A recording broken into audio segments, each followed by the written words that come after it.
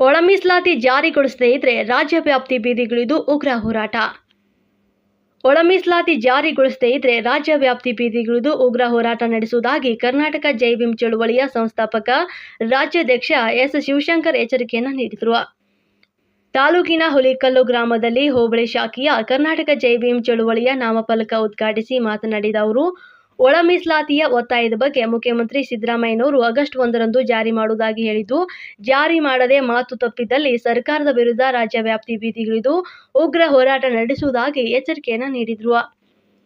ದಲಿತ ಸಮುದಾಯವನ್ನು ಕಡೆಗಣಿಸುವ ಸರ್ಕಾರಗಳು ರಾಜ್ಯದಲ್ಲಿ ಉಳಿದಿಲ್ಲ. ರಾಜ್ಯದಲ್ಲಿ ಹೆಚ್ಚು ಮಂದಿ ಇರುವಂತಹ ದಲಿತ ಸಮುದಾಯಕ್ಕೆ ನೀಡಬೇಕಾದಂತಹ ಸವಲತ್ತುಗಳು ಸಿಗ್ತಾ ಇಲ್ಲ. ನಮ್ಮ ಹಕ್ಕು ಪಡೆಯಲು ನಾವೆಲ್ಲರೂ ಹೋರಾಟ ನಡೆಸುವ ಅವಶ್ಯಕತೆ ಇದೆ.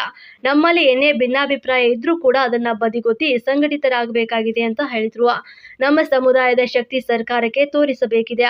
ಈಗ ನಾವು ಎಚ್ಚೆತ್ತುಕೊಳ್ಳದೇ ಇದ್ರೆ ಮುಂದೆ ನೋವನ್ನ ಅನುಭವಿಸಬೇಕಾಗುತ್ತದೆ. ಇದರಿಂದಾಗಿ ಮುಂದಿನ ನಮ್ಮ ಪೀಳಿಗೆಗೆ ನಾವೇ ಅವರಿಗೆ ಅನ್ಯಾಯವನ್ನ ಮಾಡಿದಂತಾಗುತ್ತದೆ ಅಂತ ಮನವಿಯನ್ನ ಮಾಡಿದ್ರು.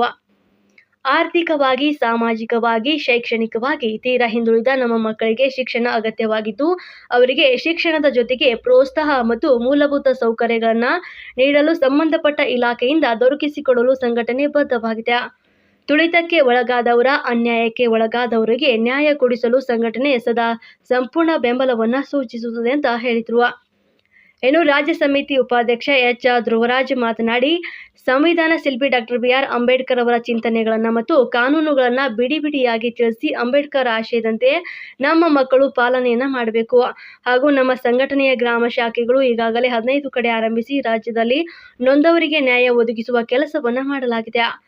ಸಂವಿಧಾನ ಬದಲಾವಣೆಗೆ ಕೈ ಇಟ್ಟರೆ ದೇಶಾದ್ಯಂತ ಸಂಗ್ರಾಮ ಉಂಟಾಗುತ್ತದೆ ಅಂತ